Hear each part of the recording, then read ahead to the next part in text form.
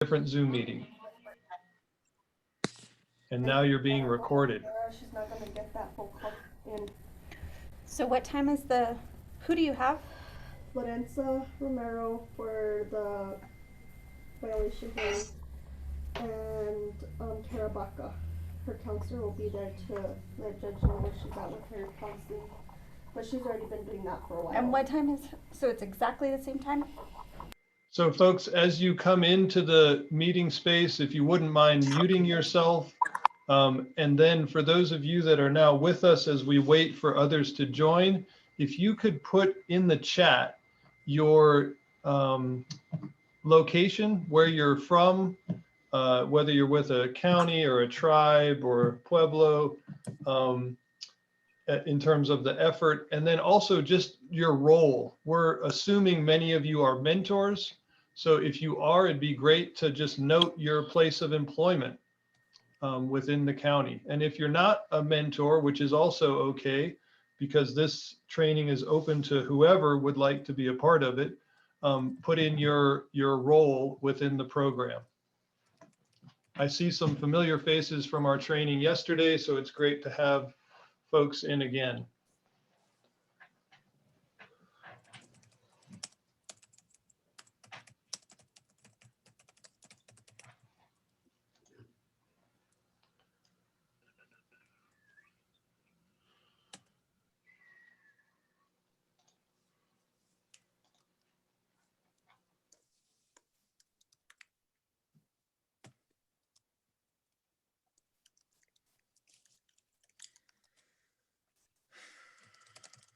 So great. Thanks to everybody who's making really clear that they're a mentor. Some people are acting as mentors. Some are also even serving in, it sounds like, coordinating leadership roles in pulling off this. This is great. I would encourage folks, as we're waiting, feel free to scroll through that chat. This is just unbelievable to see so many different folks here. Different professions represented, library, court judges, public works, court reporters. This is gas association, fire and police. This is what we were hoping to see, folks. It's exciting to have all of you here.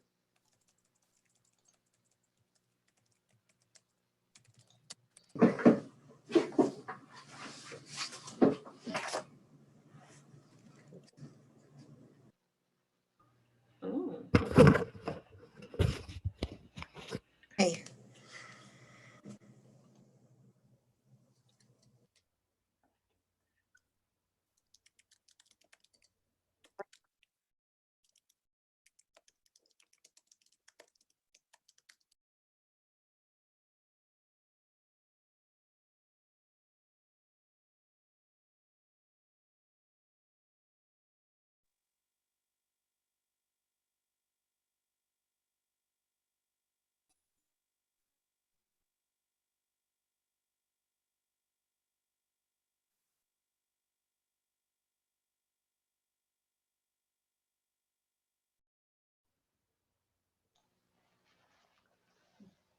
Again, as people come in, if you have not yet put your information in the chat, where you're from, what role you're playing in the summer internship experience, and if you're a mentor, please note for us what company or organization you work for.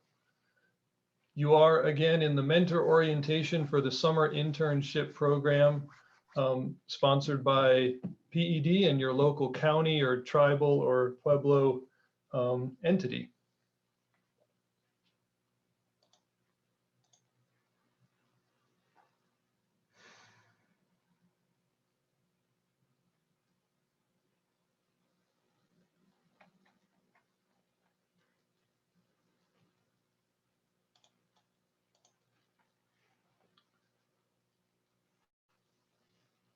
Christian, how are we in the weight room? Should we go ahead and get going? Yeah, we probably will have a few people trickle in, but I think it's a good time to get started. Okay. Rebecca, Jose, everything clear on your end? Okay. Ladies and gentlemen, welcome to this training for the PED Summer Internship Program. This is the mentor orientation session. My name is Mike May. I'm with Future Focused Education here in Albuquerque. And I have a host of folks. We're a big team that's helping you out today. And before we go too far though, we're gonna kick it off to Rebecca Cisneros to tell you why we're here and kind of kick us off with a little bit of energy. So Rebecca, thanks for helping. Here I am. I'm Rebecca Cisneros. I am the Youth Engagement Coordinator for the Department of Workforce Solutions. So I may have worked with some of you in the past. Maybe this is your first time meeting me. Hello, and thank you for being here.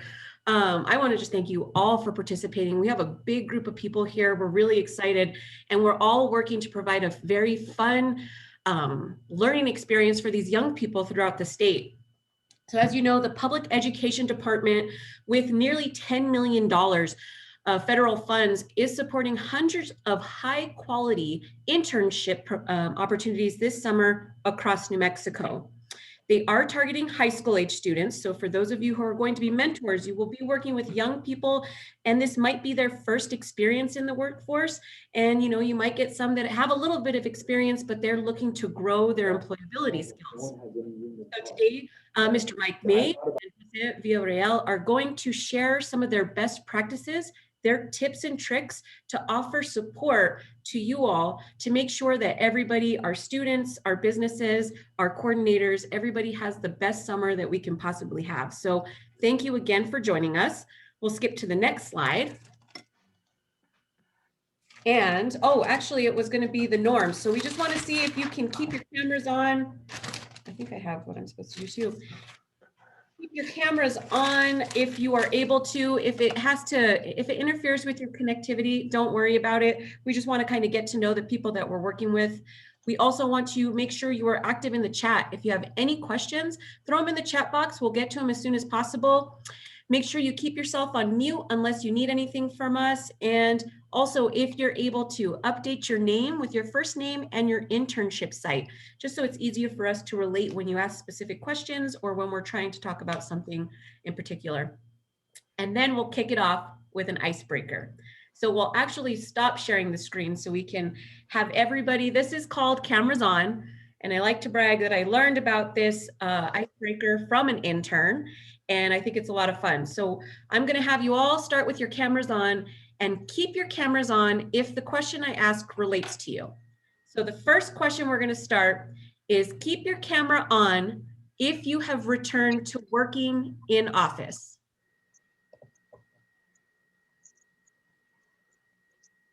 There's a lot. Okay. Turn your cameras back on. The next question is going to be, keep your camera on if you are originally from New Mexico. Oh, I turned my camera off. I'm from New Mexico, sorry.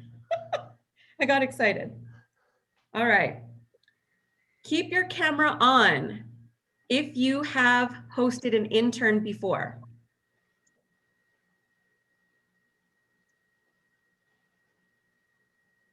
All right, we're gonna have some first timers. Keep your camera on if you have ever been late to work.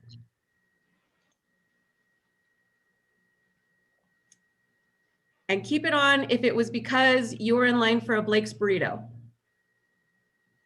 Mine stays on. Anytime I'm late, it's usually related to food, I'm sorry.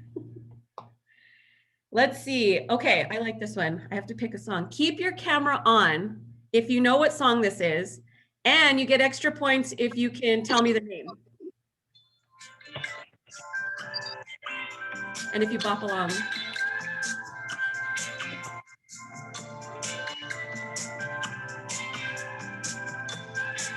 Not Margaritaville, but now you're making me thirsty.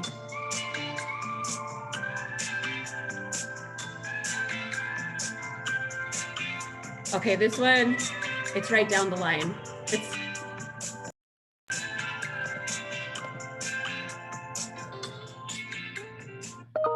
It's a good song. This is my Zoom playlist, FYI. And the last question I'm going to ask, keep your camera on if you are excited to participate Okay, in the summer internship program. All those cameras go on. Awesome. Thank you guys for playing along. I'm going to pass it back over to Mike, and I look forward to the training. Thanks so much, Rebecca. Don't anybody get down if you didn't get that song. Rebecca's music tastes are eclectic as we are learning through these trainings. So shout out to Rebecca for putting that start together. Folks, thanks again for being here. As I mentioned, there's a whole team of folks that are supporting this today. So we have our PED working the levers and the magic in the background. Christian Naranjo is on the call with us. Denise Ojeda, Mark Dusky may be joining as well. Jaime may be out there as well. So you just need to know there's a lot of folks supporting the work that Jose and I and Rebecca are trying to deliver to you today, supporting the counties, the tribal governments, and the pueblos to try to deliver an engaging experience for our youth this summer. So I'm going to shift back to screen sharing, and we're going to dive in for what we're after today. First of all, we are, as Rebecca said, we're really excited to have you because there's a lot of pieces that need to fall into place to make this happen. But if we didn't have internship host sites, we'd really be up a creek. And so you are where the rubber hits the road in terms of engaging with the young people.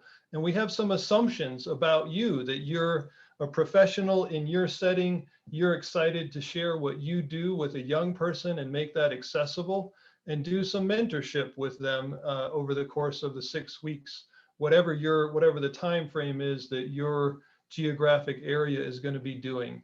So with that in mind, our goals today are to give you an overview and a structure of how this program is rolling out, knowing that it is unique to the different counties and areas that are implementing it. So what we're going to share with you may be slightly different in terms of timeline and format, but we're going to hit the basic structures. Second, we're going to look at some resources that should allow you to plan your upcoming internship experience as a mentor and give you some prompts, hopefully some resources you can use as well as you think about how to do that. And then lastly, we want to spend a little time with you today exploring some resources for how to check in with your intern and how to give them feedback using some tools that Jose is going to be sharing with you, and just other formats for conversations that for some of you may be very helpful, and for others you may look at that and think, oh, I've hosted a lot of interns, I already feel very comfortable with these types of things. So our goal is to try to provide a little bit of something for everyone today as we go through the experience. So with that in mind, we thought we'd start off with the notion of just what is mentorship. And some of you may already know this, but mentorship is linked to this word mentor. And it turns out that mentor actually in Greek mythology was a friend of the individual Odysseus. And you may know some of the stories about him. He headed off, had many adventures, and was in the Trojan War. And when he left on that journey, he left his son in charge or to be taken care of by an individual named Mentor. And from that, we now use that word as a way to describe someone who's a counselor, a teacher, or an advisor, or just a more experienced person who's sharing their expertise to help somebody advance themselves, and in this case, in a professional setting. So when we think about mentors, we're not thinking about someone who's necessarily a friend per se, but they're friendly. They're supportive, but they're maintaining clear professional and personal boundaries. They're holding perhaps a young person to high expectations and supporting them to meet those. And they're also inspiring and encouraging them and teaching by example. So just a little bit of history as we jump into today's topics. We felt like we should start with a framing that simply delineates the key areas that we're anticipating you would be involved in this experience. So these are expectations for mentors.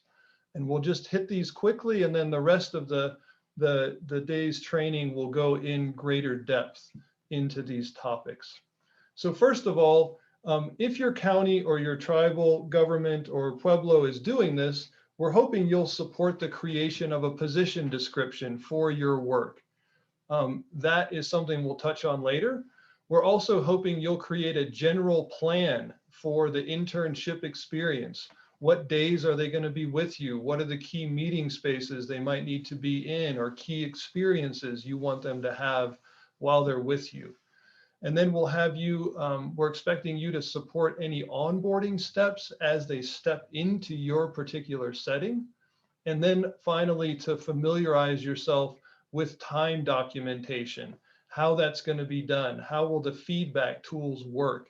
Again, this is all before things start, is thinking through in advance. Once the session is underway, we expect you to welcome, introduce, and integrate your intern into the workspace. We'll hope that you have made time to connect with them weekly or more than weekly with one-on-one check-ins. We want you to be in touch with that intern's intern coordinator, which Jose is going to talk to you more about in just a second. And we want you to support with these timesheet submissions and feedback loops that will also be a part of the program. So again, those are the expectations of you as a mentor before the session starts and then during the session. And now with that, we're going to go ahead and transition into some learning by doing with you. We're going to have some activities where, just like Rebecca started things off, we're going to ask you to engage a little bit. We'll share some information, get your perspectives. Our hope is that what we model in our facilitation, it may inspire you, whether you have ideas with your own intern or your workplace setting for how to engage. So hopefully we'll give you some examples. So with that, I'm going to turn it over to my colleague, Jose. He'll introduce himself and jump into this next step. Jose, I'm going to stop my share. Hey, Mike, no, go ahead and keep your share if you don't mind. I'm actually not going to.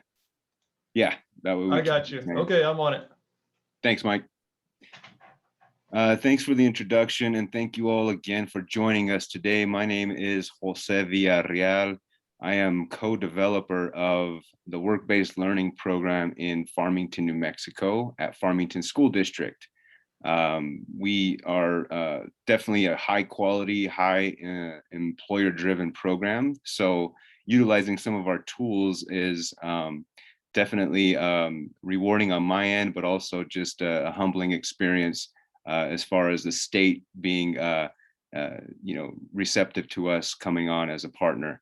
So thank you very much again. And I want to stick with the theme of, you mentors play a significant role here in bringing on young folks into your working space and teaching them your specialty. And I know in my experience, and you probably know in your experience, you can learn a lot in the academic theory or academic world, but you really don't know or learn your job until you do it. So you play a vital role. Our students will learn a significant amount, or interns will learn a significant amount this summer. So thank you so much for taking on this responsibility in addition to your normal daily duties. So just kind of switching into the structural overview and resources. Hang on just a sec, Mike. The graphic on the center of the page, hopefully that has caught your attention. I wasn't going for the Tecmo Bowl or Oregon Trail kind of graphic there, but it's definitely, it catches your attention. But ultimately what it says is there's a relationship here between the mentor, the intern, and the intern coordinator, and there's support systems there. However, the relationship between the mentor and the intern coordinator is very significant to the success of the intern.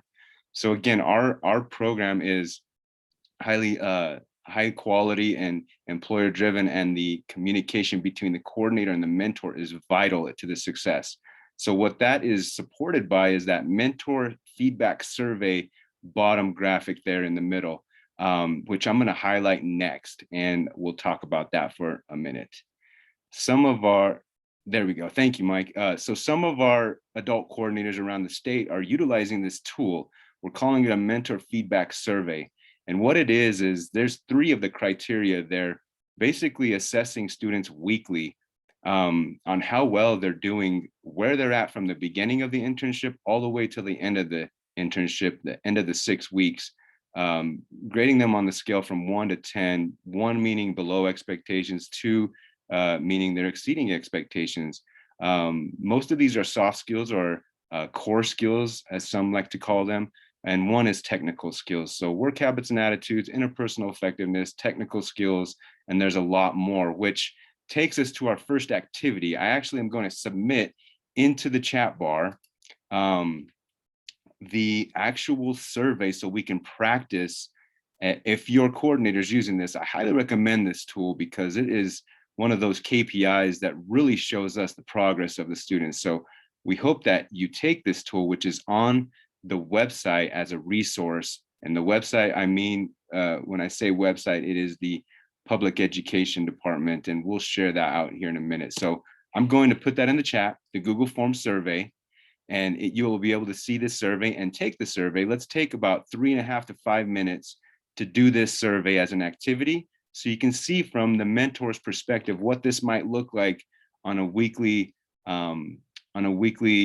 submission for your intern.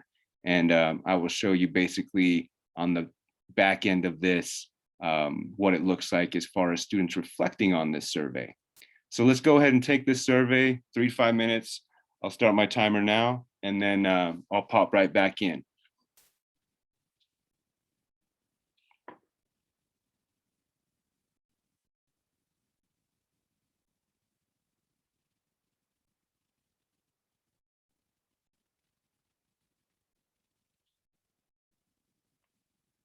It should only actually take you about 3 minutes to do this.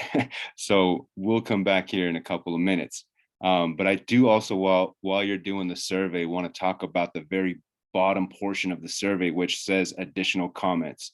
In our experience, that is one of the most valuable pieces of this tool, the additional comments. Most of our mentors say, you know, this student is such an asset to our program. They are so valuable. Their ideas are amazing. They are exceeding our expectations. We can't wait for next week, for example. And then on the other hand, that additional comments is very valuable for a student that, for example, didn't call into work, or maybe they and just never showed up, or maybe they did something like were on their phone for a little while, then when they were supposed to be doing some other tasks. They let the adult coordinator know that via survey, and that is a really great learning or talking point for that Monday when the adult coordinator and the intern check in with each other. So, hey, Jose, we've got a question here. Raina's wondering how one would respond if a question is not really applicable to them. So Raina, can you kind of speak to that? So are you talking about maybe the mathematical problem solving question? Exactly. That's the one I was thinking was not going to be applicable to our program. Yeah, so this tool is in the version of just a template. So you can actually copy and paste and take that question out, or which one of our partners actually did that as well. They just marked it 5 and just let us know in the comments, this is not applicable to our department. Or you can just treat it as a problem solving question. How well does the student problem solve or the intern problem solve? So it's a menu of options. You can keep all 8 of the criteria, or you can kind of pick and choose if you're the one submitting if you're the adult coordinator submitting this tool. But otherwise, yeah, it's up to you to kind of just respond how you will or how you wish. Okay, it sounds like I think we're up against the 3-minute mark here, so I'm going to continue on to the next slide. So thank you all for participating to see what that looks like. It's very much a user-friendly tool where it comes across an email, for example, from your adult coordinator. You get to do that. You get to really even talk with students about it if you want, maybe when they come back the following work week. to reflect on why they got that score from you. It's a great starting point for the week. But here's the key part for the students. So on Mondays, we are thinking a weekly schedule might be like Tuesday through Friday is a work week. And on Mondays, they get with their adult coordinator to do the reflections on this tool. In addition to some more employability skills workshops and or more criteria like a timesheet submission. So this tool right here is extremely valuable for the student because what the instructions say here on a reflection sheet for a student is they score their responses themselves on all of these criteria, and then they receive their actual mentor scores, and then they compare the two, and then they reflect on that, handwriting their reflections on the sheet, but also it starts the conversation, or they can spark a conversation with the classroom, kind of sharing out why they scored themselves the way they did. It's an incredible conversation starter for students and a great learning tool or lesson for them as well. So that is the valuable piece on their end and the coordinator's end as well. So there's great communication, great education in this. Next slide, please. So moving on from this tool to talk about the process example for a student. So again, Mike touched on the summer internships in the beginning, the orientation. The ideal vision for this internship is to host a summer internship and have the students attend and go through the orientation, the onboarding from the county, tribe, or pueblo, whether that is safety training and compliance, maybe harassment training, and then they might do some sort of meet and greet with the mentors and adult coordinator and kind of get them excited about the internship. And during the internship, the example here is Mondays, again, like I mentioned, they're with the adult coordinator or intern coordinator in a 2 to 4 hour session, whether it's Zoom or live.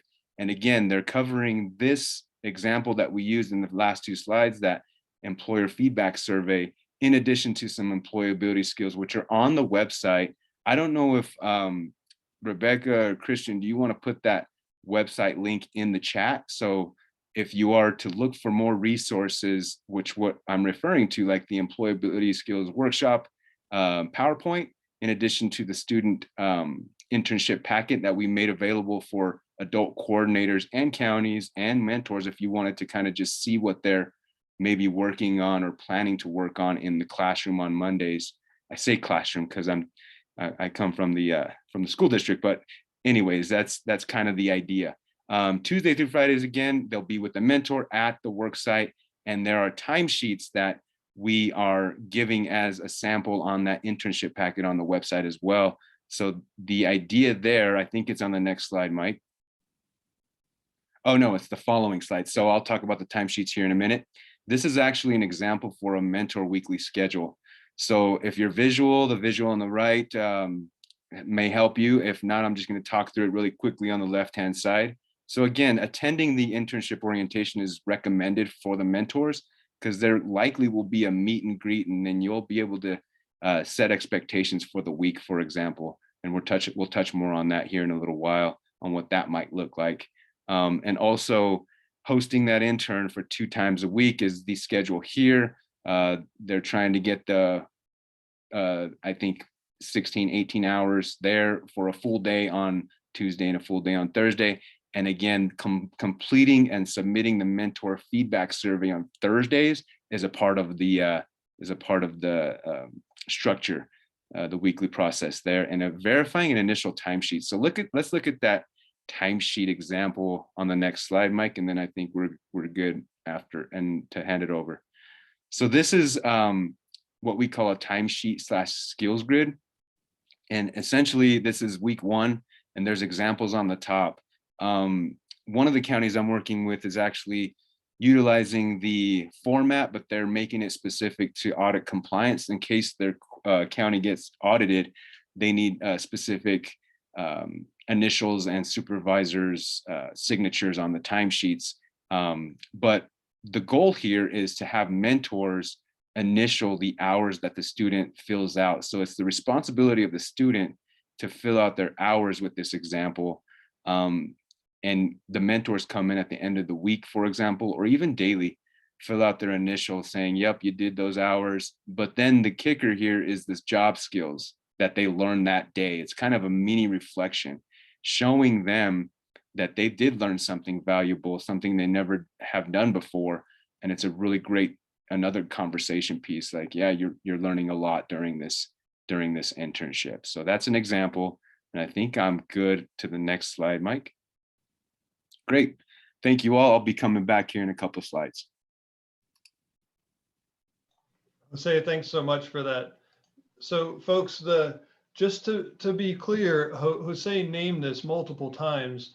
We are anticipating that in your particular area, these particular procedures will be customized to what your county or the lead authority wants to see happen. So in no way are we implying that you have to use this the way that we have presented it.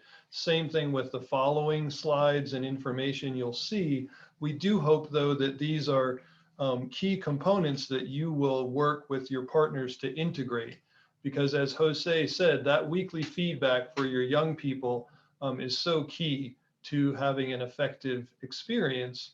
And that's something that these resources are designed to help the coordinators put into place, as well as the county, tribal, or Pueblo facilitators to do the same.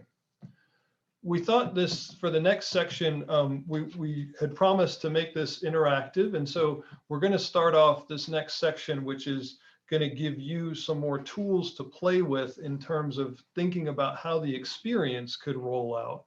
We're going to start off with a more interactive brainstorm. And we'd like to actually ask you as a mentor, we're going to ask you to do some empathy activities. And the first one is, we want you to put yourself in the mindset of a young person, so 18 or under. And we're going to ask you to start naming some associations that you have with the notion of work. And I'm going to actually ask you to try to think first in a negative framework. So imagine what a young person might have as negative associations with work. And we're going to use the chat, and Rebecca's already firing it up.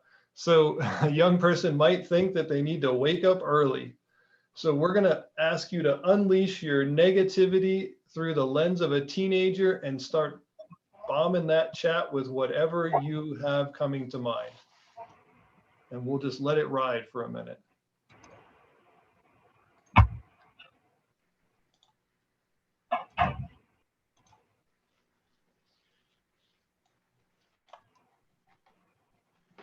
So this is great, that it's tough. The work experience might make you stressed out. It's going to be time away from your friends, or that you'd rather just be with your friends, period.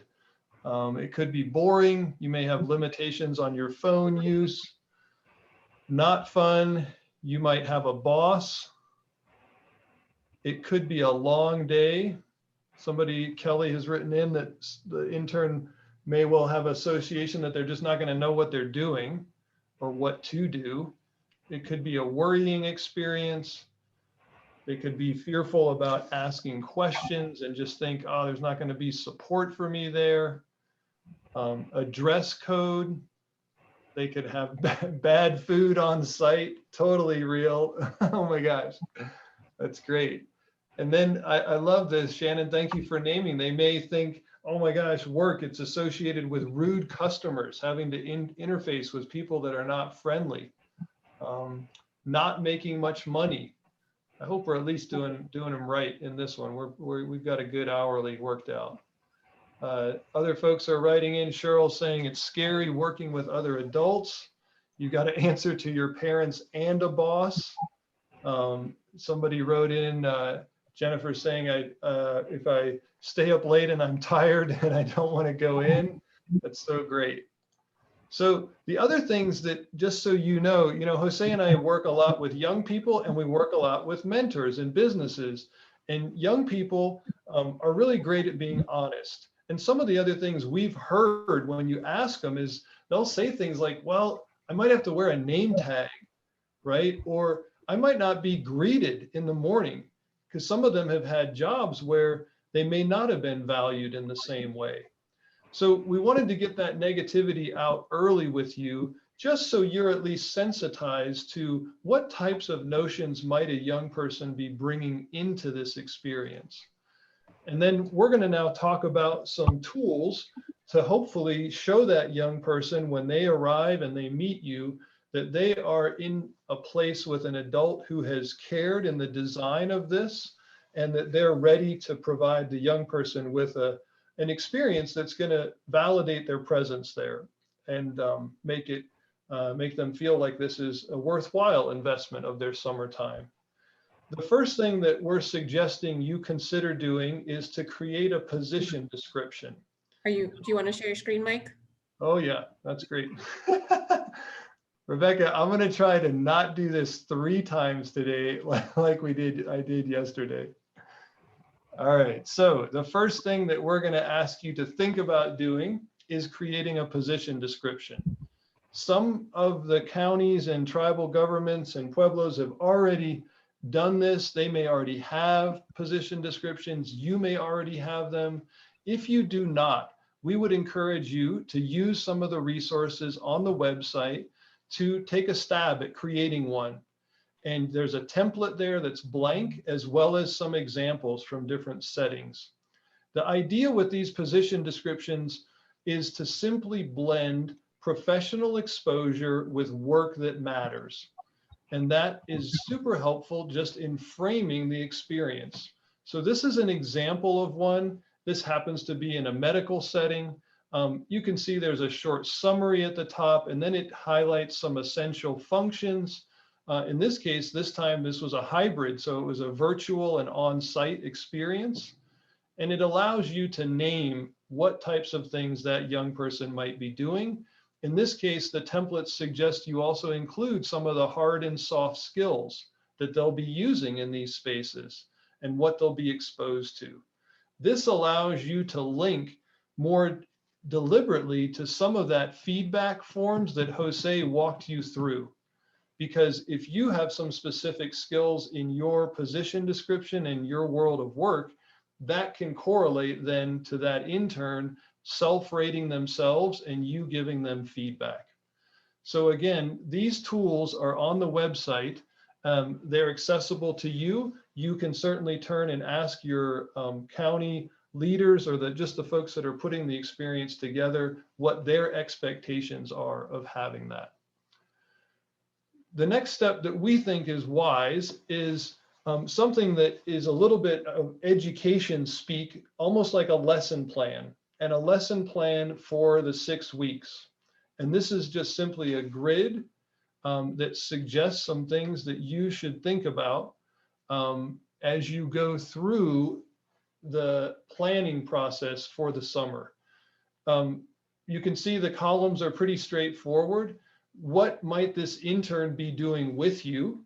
What might the intern do on their own? And what might they do with somebody else? Those are very straightforward questions. You can get as detailed as you want. You can make a weekly schedule or a daily schedule. Again, we don't want to force you to think like a teacher in the sense of every day, every hour needs to be planned. That is not an obligation that this participating in this places upon you, but we would highly recommend that some forethought in this space can facilitate the experience.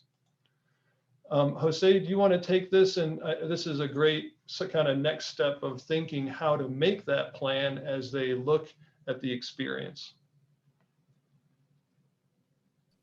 Thank you, Mike. I'm unmuted now. So yeah, I think that is actually one of the most valuable tools. The slide before this to create kind of a plan for your intern as they come on, coming on, and then kind of walk through the plan. Some counties, tribes, or pueblos might onboard their interns similar to how they onboard an employee, kind of showing them the ropes of the whole, each department, how each department supports each other and how the operation works, how all the operations work together. And others might do it a different way. And it just might be kind of you're working with one department and that plan will come in super handy. So these 1, 2, 3s are kind of a suggestion for interns on the job.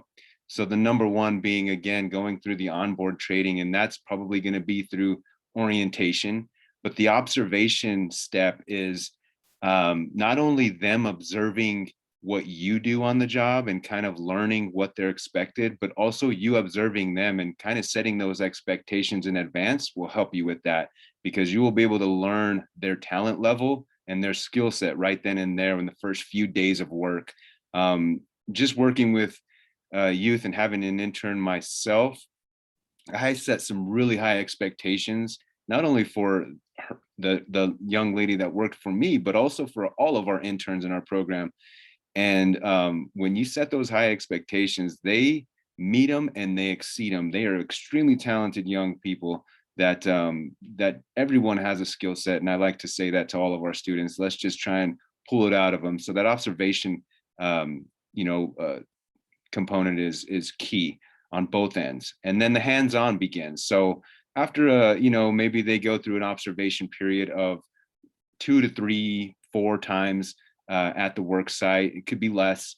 The hands-on begins, and giving them small supervised tasks is the recommendation. And of course, as the maturity level is going to be different on each student, some may pick it up extremely well, and then they can kind of run with their own role in your department, for example. So just taking that approach right there, the 1, 2, 3, they will eventually, just like a normal employee, come on, find their niche and do really well at what you assign them to. And then, of course, the do's and don'ts below. We empower and encourage students to get better daily in our program, and we ask mentors to do the same. The don'ts is do not give grunt work, gopher, or broom pusher. This example here, I know in some jobs, for example, in the auto industry, you're going to entry level push a broom if you're a lube and oil tech. You're going to push a broom or pull some weeds in other places as well. And we're not saying don't do that. We just want this experience and express the quality of this experience to hopefully shadow at a higher level than simply coming on and taking care of some menial jobs that will help you get ahead. So that's what we're asking, is for a high quality experience for these students, or I keep saying students, interns, and that's what this slide means. Thank you very much.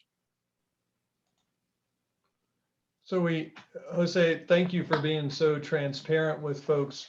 We do really, when you think of that position description, it's helpful to think about tasks in your work setting that maybe you don't get to, things that a young person could help out with. But again, if they spend their 6 weeks chained to a copier, scanning things or doing other tasks that are just not engaging, then we won't have been able to hit that mark that we're after, of trying to keep them intrigued by the world of work and motivated to engage.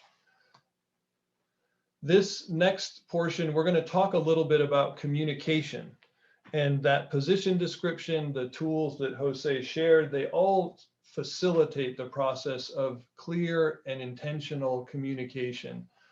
6 weeks will go by very fast.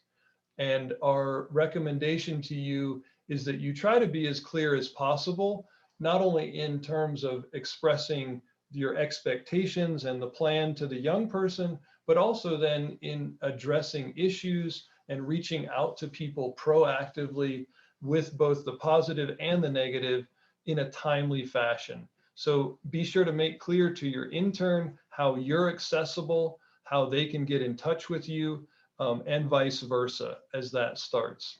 The same thing with the intern coordinator. It should be their responsibility to ensure that all parties are informed and have the contact information necessary, but you and your team at work should certainly hit that as well. We thought we'd take a moment.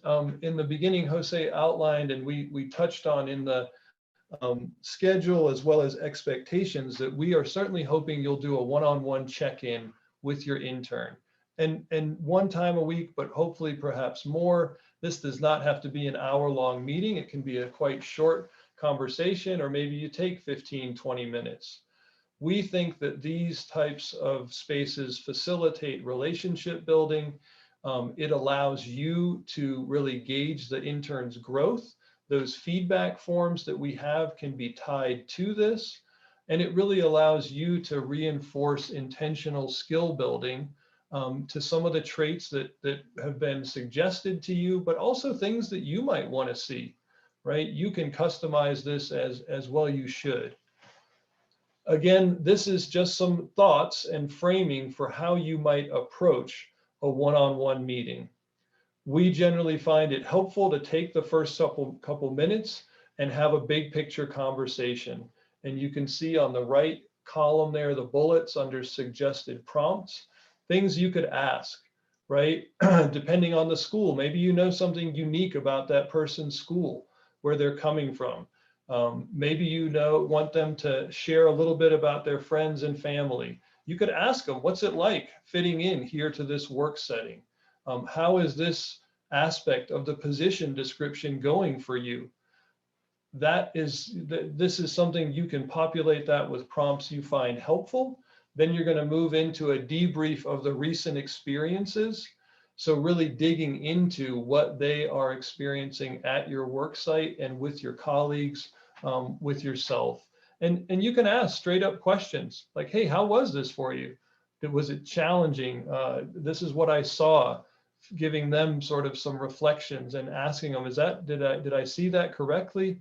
And then the last piece is really that feedback space where you're going to use some of the tools that we've outlined and your own observations and observations of your colleagues to think through, what do you want to affirm? Where might you want to give some constructive feedback? Where do you need to provide some additional instructions as you close out the meeting then with next steps? So steering them towards the next day, perhaps the next week. And these are things where, again, the prompts, we're going to actually take a look at an exercise that's going to challenge us with some vocabulary. But this is where I think likely your HR teams in the given settings, these folks are really good at these types of questions. So reach out if you would like some more guidance from those individuals who are helping that placement in your setting. This is a list of words, and several of you, we're not going to ask you to memorize these, but we thought that we would include this. This slideshow presentation will be accessible to you once this is over through the website.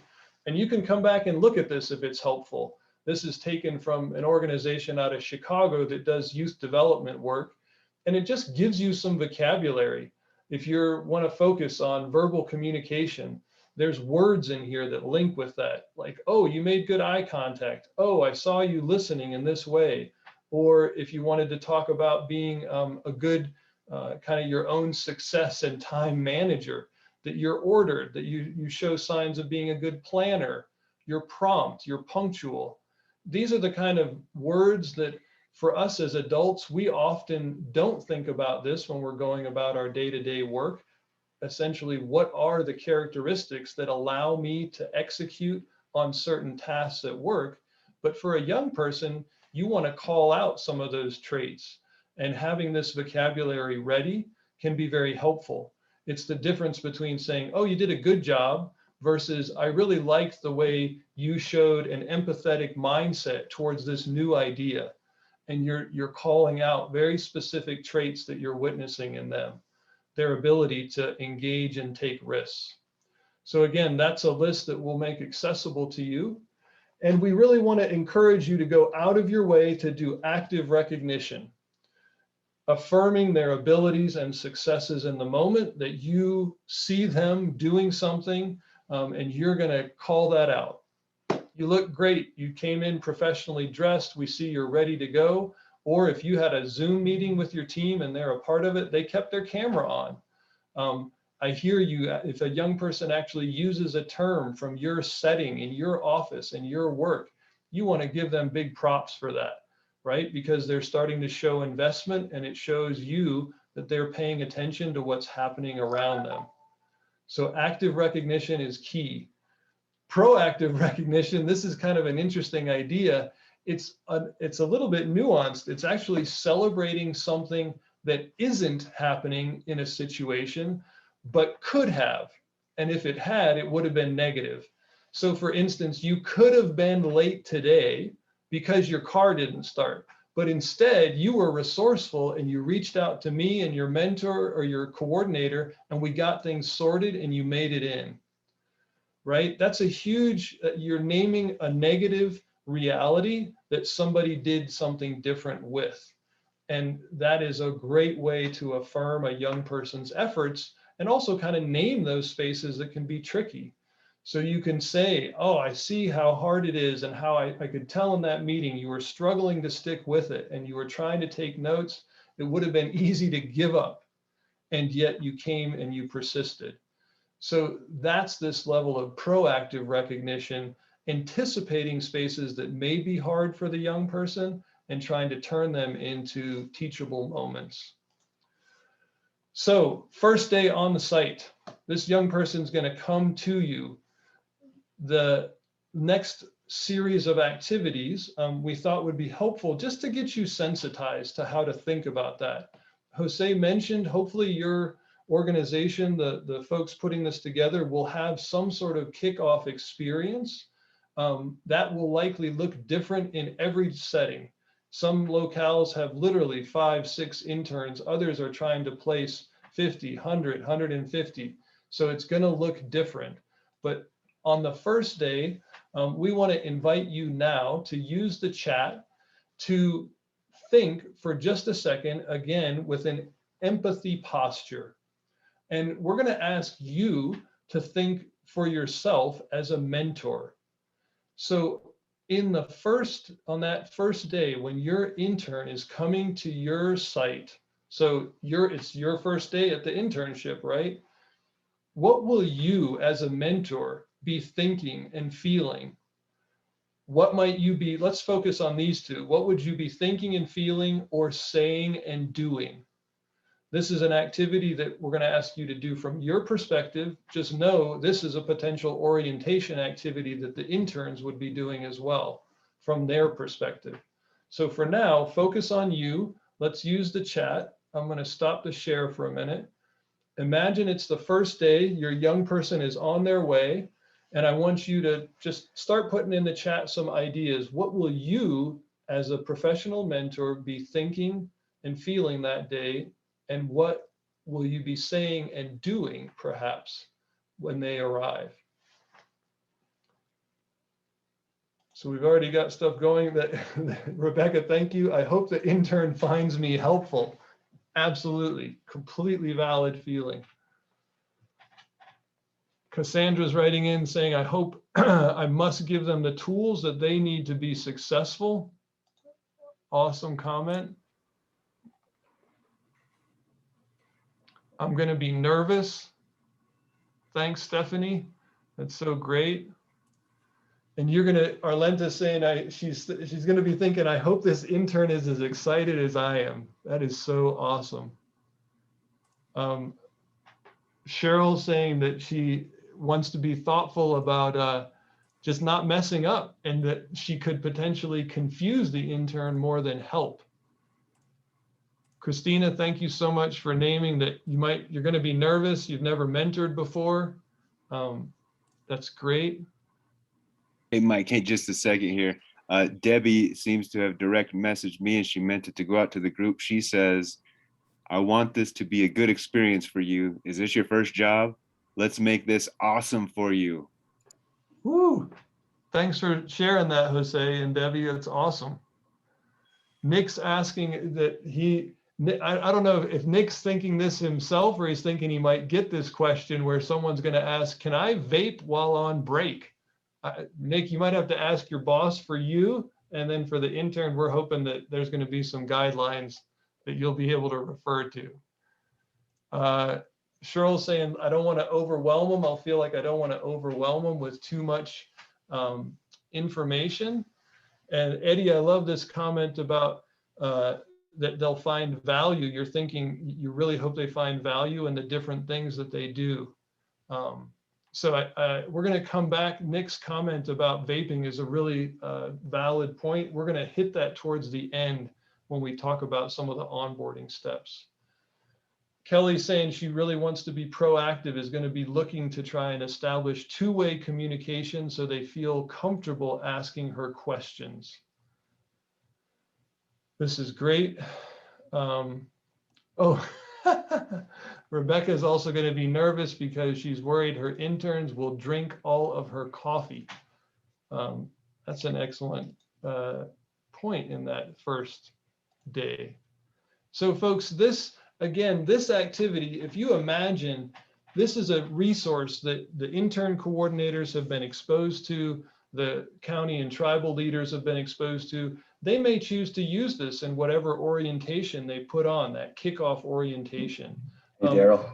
And that could be helpful, right? You may be present for that. But if not, certainly thinking and naming a spot early when they arrive to start to tease out some of their thoughts and feelings is going to be helpful to the experience. So thank you for participating in this. Now we're going to move right into some of the items that came up. When they do show up after making them welcome, this list is not all inclusive, but when Jose and I thought, Hey, Mike, share your screen. again. Are you sharing your screen? Yep, we're going to bring it up. So this list is not all inclusive. Guys, that's 2. All right, we're going to see if I can avoid 3. But we think these are, Jose and I thought these were some highlights. So the reality is we are still in the time of COVID. Be clear with your young people about what the expectations are. And whatever those are, just be upfront with them. The appearance question is a big one, and that will be something that hopefully the position description will also prompt you to think about. Maybe somebody needs to wear steel-toed boots. Maybe they need to wear non-slip shoes. Talk to the intern coordinators in advance to make sure that those young people are prepped. The notion of private versus public space, that's a big one with young people. It's a big one with all of us, right? But talk to them about their use of technology in your space. Are cell phones allowed? When should they be out? When should they not be out? That links strongly to confidentiality. When is the time that they could take a picture? Could they take a picture of you? Can they take a picture of themselves in the workspace? These are things that are very job site specific, but the notion of keeping work at work is important to touch on with them. So that's something we feel confident you will be aware of in that time. And then these other items are fairly straightforward. Jose hit the time card piece, feedback processes, contact information. And then the last 2 really are important. What should that intern do if you are not there? So on a given day, if they come in and for some reason you're sick, what's their next step? Similarly, many folks have found it helpful to identify a backup, a mentor buddy for the intern, and to be deliberate in introducing that young person to this individual early, just as a space that they could go to if they have additional questions and you're not around, or in case of an instance where you're not in the office at all. So it's never, having a web of support around the young person is never a bad idea. We feel like, Jose, the piece that we really wanted to emphasize, and you should chime in on this, is we feel like we want to highly encourage you to be proactive in reaching out to your intern coordinator or the county, tribal, or Pueblo partners with questions. We can't emphasize that enough. Jose, you want to speak more to that? Yeah, sure. So that connection in the beginning is huge. Setting the expectations and roles for each one, the adult coordinator, the mentor, and the support of the county, Pueblo, or tribe. I can't say this enough, that planning from the beginning on the roles is going to be tremendous. So yeah, that's kind of what I wanted to add, Mike, is as far as the structure of the whole program, the adult coordinators are to get hired on 2 weeks before the interns start. And I know that it's kind of been a short notice, if you will, the structure, but believe it's 2 weeks on. Is that correct? Am I saying that right? 2 weeks, and then the interns start, and then they stay a week or two after. I'm not sure what it is, but that right there, the planning for the orientation and just the communication, if you're going to use the tools that we provided or not, just some type of check-in with the coordinator is going to be very, very vital to the process. Thanks for that, Jose. We resisted the urge to put up a big list of do's and don'ts for this experience. We just felt like that the highlights that we've hit today are going to be helpful for you. We've hit a couple key don'ts, right? Don't make design a monotonous experience for a young person. But we think the resources that we pulled together should give you a good sense of what a good design might look like. So at this point, what we'd like to do, we're going to shift into a multitask. I'm going to put a link in the chat that is this is a link for a survey that we would like you to take a couple minutes to fill out while we're still all together. You guys have really stuck with us. We appreciate that. And this survey, we are doing multiple trainings for mentors and coordinators. And these are open to anybody who wants to join. And our hope is that your feedback will help us design and modify the future sessions over the next 2 weeks based on perhaps things that you want to see more of, or questions that you had and things that perhaps weren't clear. So that survey is in the chat. If you could take a couple minutes and fill that out, we would really appreciate it. At the same time, we're going to transition into a Q&A session. There's still a fair number of us on the call, so I think what would be ideal is to use the chat box, and people, as they're doing the survey, if you have something that's on your mind that you want to put in there, take a break, pop it in the chat, finish up the survey, and then Jose and I, Rebecca, and the whole team will be ready to try to address those. So we'll give you a couple minutes now to populate the chat and do the survey, and then we'll just come back and see where we are.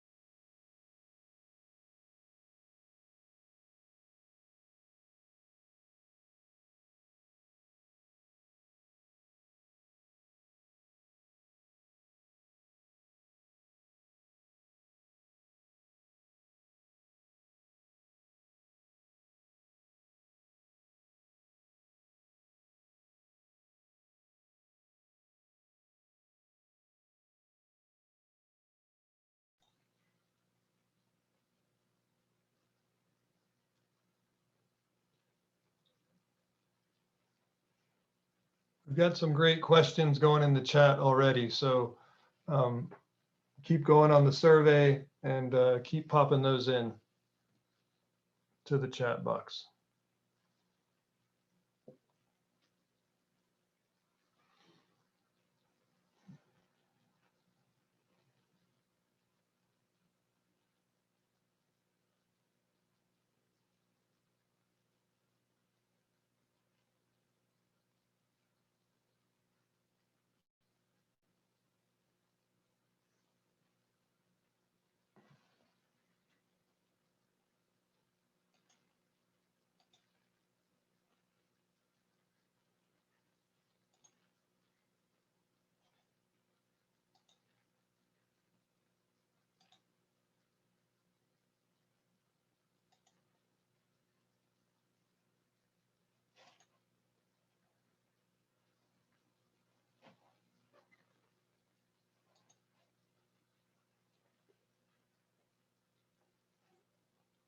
if you need some more time on the survey, would you mind just popping up the, put up a little emoji or a hand so we can see? We'll let it ride a little longer if people need more time. So just use your reaction tab, stick up a fun little image. All right, it looks like people are doing okay. We'll take, I see one hand, we'll take a little bit more time.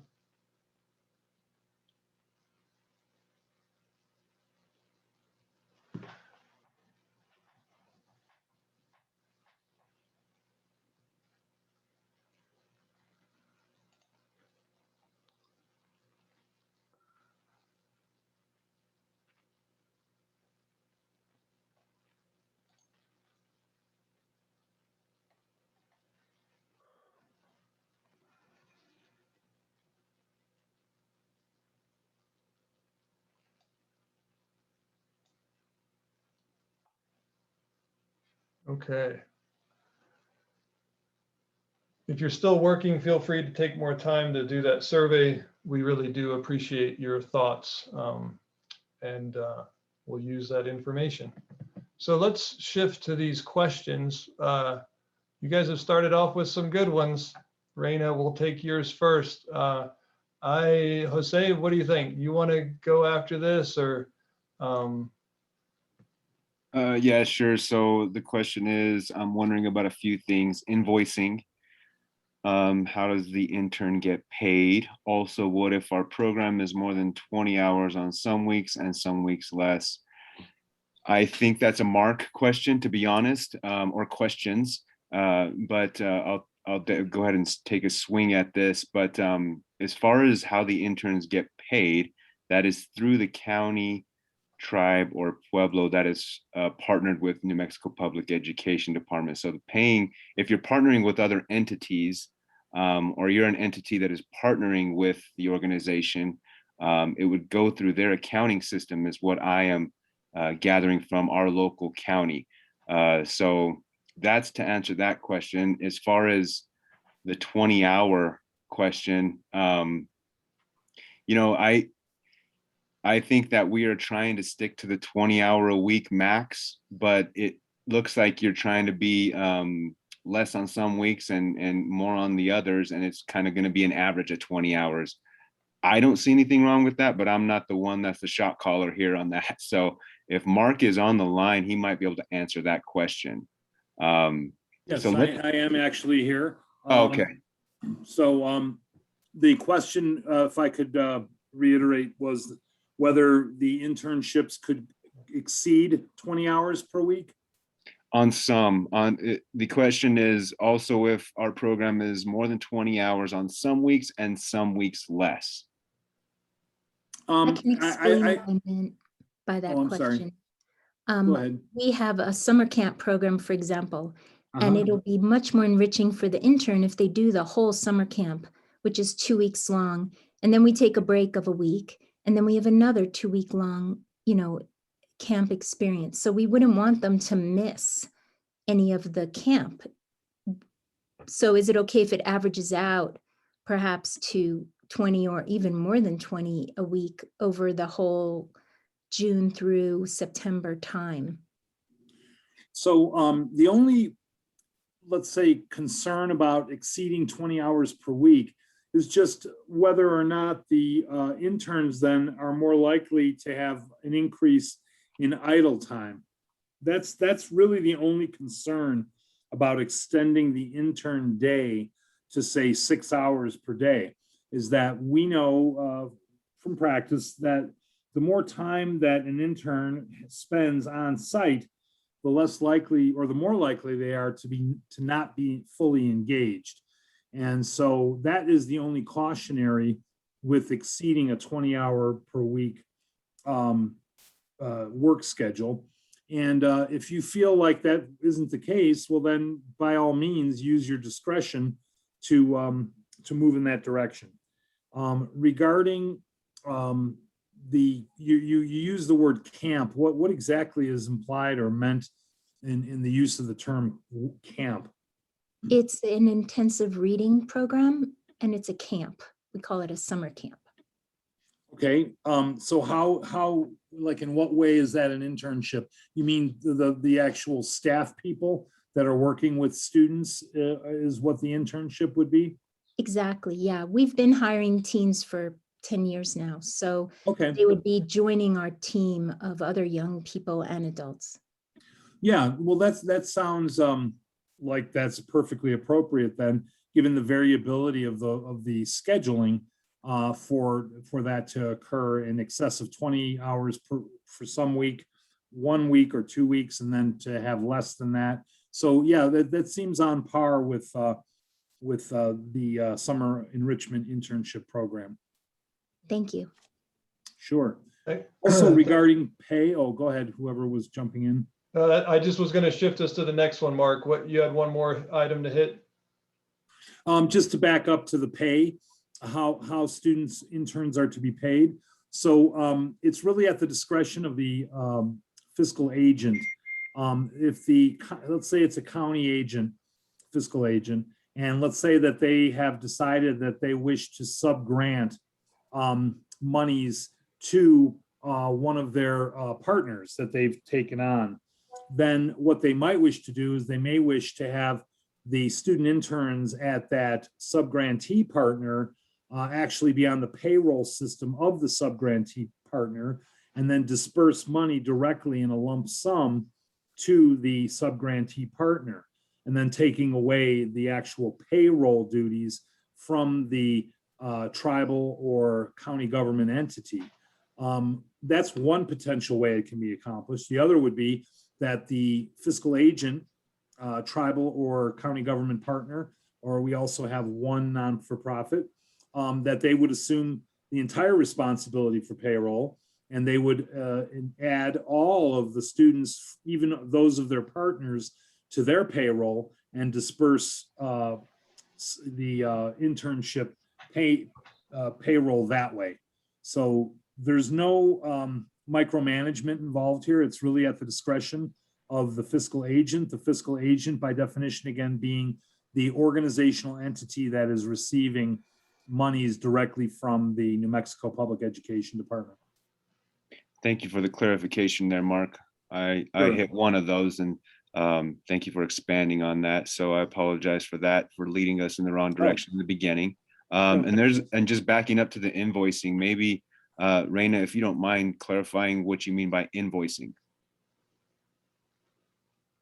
Oh, just wondering how we get the funding to pay the student, or if the intern is paid directly from the fiscal agent, we have to somehow communicate with that person or that Yes. entity.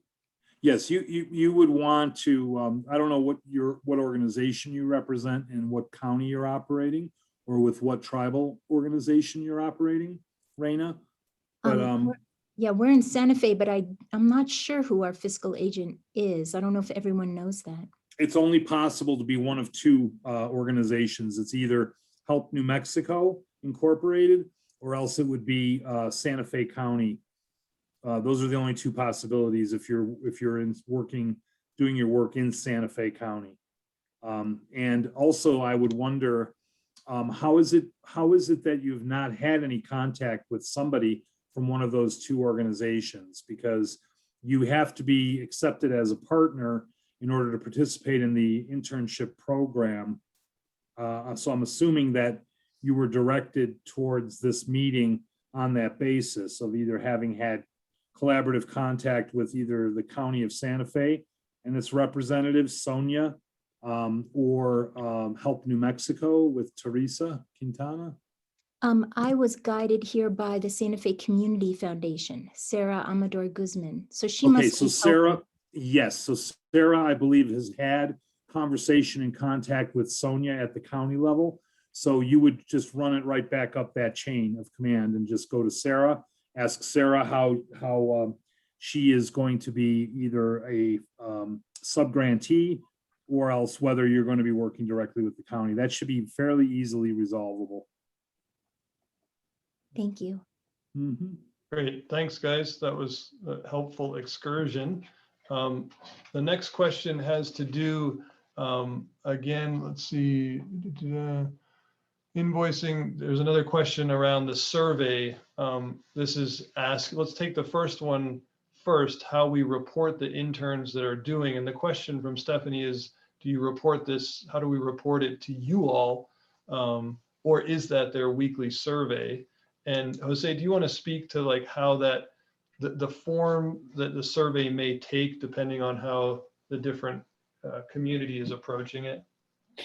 Yeah, so this is Stephanie's question. Do we report how the interns are doing to you all, or is that just their weekly survey? So to just clarify that survey, it is an optional tool. If your adult coordinator, well, first of all, if they are unaware of the survey, I would recommend hooking them up with the website resource and have them go and search it out and basically copy it and create a survey on their own. And you can cater it to however you want to do it. It's definitely something that is not set in stone, but ultimately it's for the program. It's for your own use, for your own program's use locally. We at the with partnering with the public education department, I'm not certain that they are looking to receive any of that survey feedback unless you wanted to, at the end, create a report on an overall average of your students on how well they progressed on the surveys. I think that would be very valuable data for New Mexico Public Education Department. So I hope that makes clear sense. We are not expecting any kind of results from your local surveys. That's simply for tracking students locally and how well they're doing with your local mentors and local county internships. So the next question is, I hope that answered that clear enough. Are the interns paid weekly or bi-weekly? With the county I'm working with, they're using their pay cycle, so they're paying them bi-weekly. So I think it just matters on based on who your paying entity is, and in kind of working with them to see how they would get paid. And can that be accordingly? Yeah, I guess I just answered that question. Mark, do you want to add to that? Sure. Thank you, Jose. So I would just say that probably depending on, from what I said before, whether the subgrantee is going to adopt the payroll function for the interns or whether the fiscal agent will have the payroll function for all of the interns will determine at what frequency the interns are paid. I would think that depending on which organization is doing the payroll function will determine the payroll cycle. I think most organizations these days pay on a bi-weekly schedule, very few pay weekly, and I think even fewer pay monthly. So it would really be a matter of getting into the payroll cycle for the particular organization that's going to hold responsibility for internship payroll. Thanks, Mark. I think I'll just go ahead and answer the next question here, Mike, about the survey. Yep, all good. So from Christina, on the feedback survey for the interns, can numbers to be added to the questions so that we can use that to reference why we gave a certain score for that specific question? Yes, so those, if you're talking about the sliding scale, adding numbers to that, or just adding numbers or questions, that is definitely a tool that is on Google Forms that you can modify to at your discretion. So it's very user friendly if you've never used Google Forms. So yeah, that you can do whatever you want as far as adding numbers on the sliding scale or not, taking it down to 1 to 5. If that's the question, am I reading that correctly? I hope so. If not, I hope that answers the question. So it's, again, the Google Forms is if it's very user friendly, I guess I should say. So does that answer the question, Christina?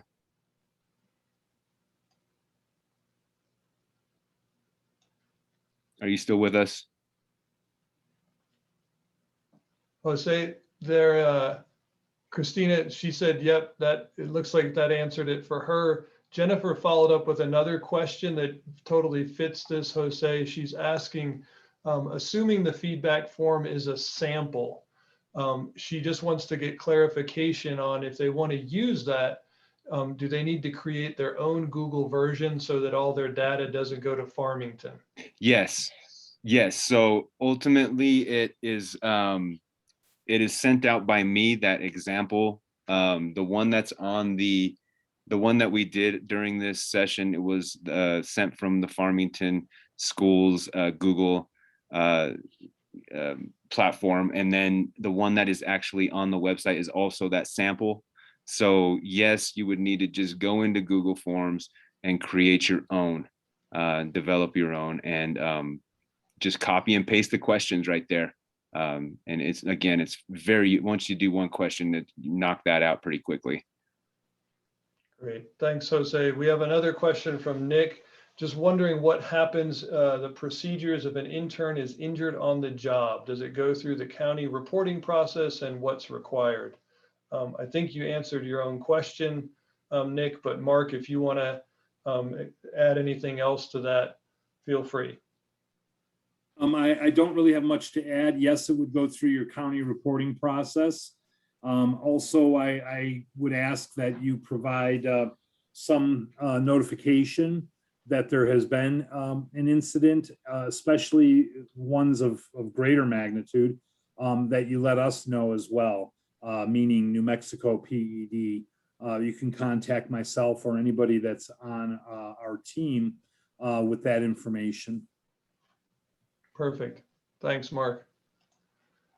So the maybe as the chat questions are kind of winding down, as we finish up the session, I just want to remind you all, these questions were phenomenal.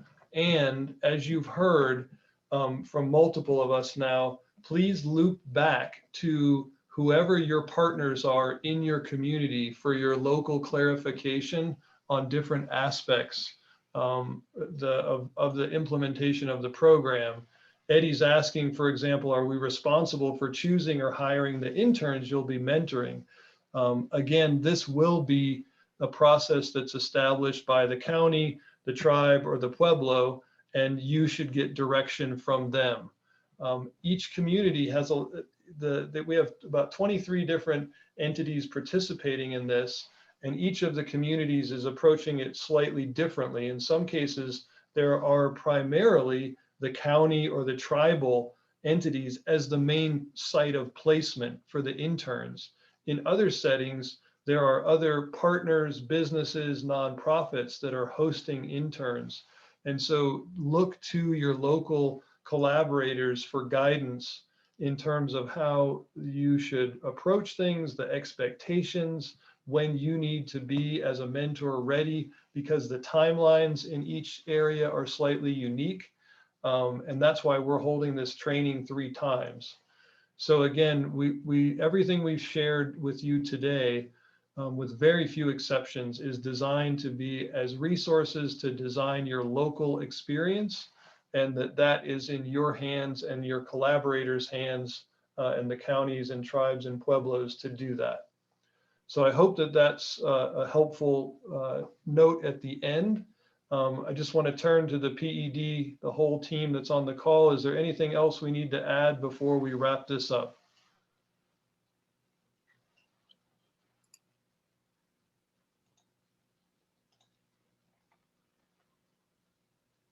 Yeah, thank you, Jerry, for that comment. Jerry wrote in and said she wants to be sure in Valencia County that their intern coordinators provide the mentors all the tools necessary to assist these interns. We're doing our best to try to make sure that they're equipped with the tools to do that. And that's our hope. Stephanie, thank you for your comment about possible breakout workshops with each fiscal agent. That may be something in future sessions. We'll take that idea back to our team, because it may be that that's helpful. Again, we have a lot of people participating, and we're trying to meet the different needs of folks out there. So the PED team can certainly weigh that as well as an option. Okay, for now, we want to be timely and be respectful of your time. So we're going to go ahead and end the session for today. Thanks to Christian for running the back end magic here on the Zoom meeting. And thanks to everybody for being here. As we finish up, we'd love you just to put a little reaction. If this day was helpful for you, pop that up in your window. Give us a thumbs up or a happy symbol. We'd love to just get an initial reaction as we wait for the surveys to come in as well. Thanks, everybody.